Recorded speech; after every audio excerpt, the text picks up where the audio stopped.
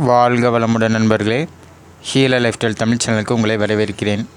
இன்றைக்கி நம்ம சேனலில் பார்க்க போகிற தகவல் முத்திரைகளும் அது எவ்வாறு செயல்படுகிறது, அதனால் நமக்கு என்ன பயன்கள் என்பதை பார்ப்போம். முக்கியமான இந்த தகவலை கடைசி வரையும் பாருங்கள். எப்பவும் சொல்கிறதான், மறக்காமல் நம்ம சேனலை சப்ஸ்கிரைப் பண்ணிக்கோங்க. வாங்க வீடியோக்குள்ளே போகலாம். முத்திரைகள் நம் கை விரல்களால் செய்யப்படும் ஒரு வகை மருத்துவமாகும். கை விரல்களில் உள்ள சிறு நரம்புகளின் வழியே மூளையையும் உயிர் சக்தியான பிராண வாயுவையும், அதாவது ஆக்சிஜன், இதை கட்டுப்படுத்தவும் நோய்களை விரட்டவும் நம் சித்தர்கள் கண்ட வழியாகும் இந்த முத்திரைகள்.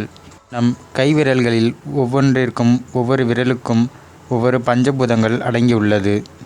யோகா, தியானம், பிராணாயாமம் என மூன்றுமே முத்திரைகளுடன் இணையும் போது அளவுக்கு அதிகமான சக்திகளால் பெற முடியும்.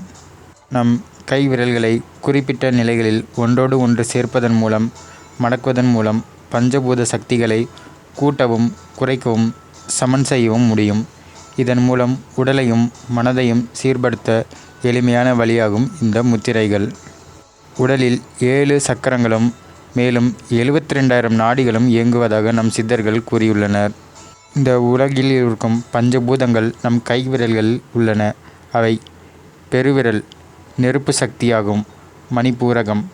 2வது ஆள்காட்டி விரல் காற்று சக்தியாகும், அநாகதம். நடுவிரல் ஆகாய சக்தியாகும், விசுக்தி. 4வது மோதிர விரல் நிலம் சக்தியாகும், மூலாதாரம். 5வது சுண்டு விரல், இல்லைனா சிறுவிரல் அப்படின்னு சொல்லுவாங்க. இது நீர் சக்தியாகும், சுவாதிஷ்டானம். இப்போ இந்த பஞ்சபூதங்களோட பயன்களை பார்ப்போம். பெருவிரல், இதன் மூலம் உடலின் வெப்பநிலையை சமநிலை அடைய வைக்க முடியும். உடலில் உள்ள கழிவுகளை நீக்கவும் முடியும். சுண்டு விரல், இதன் மூலம் தியானத்தில் சிந்தனைகளை தெளிவடையவும் நல்ல எண்ணங்கள் மனதில் நிறையவும் உள்ளுணர்வுகளை அதிகரிக்கவும் பயன்படுகிறது. நடுவிரல், இதன் மூலம் உலக வாழ்வியல் சவால்கள் மற்றும் நோய் எதிர்ப்பு சக்தியை அதிகரிக்க முடியும். மேலும் காம ஆசைகளில் கடந்து ஞான வாழ்வை அடையும் விருப்பமுள்ளவர்கள் மனநிலையை உண்டாக்கும் இந்த நடுவிரல். மோதிர விரல், தியானம் செய்யும்போது தேவையற்ற சிந்தனைகளை இருந்து தெளிவடைய முடியும். கோபம், எரிச்சல் அகலும், உடல் சோர்வு நீங்கும், உடல் வலுப்பெற உதவும்.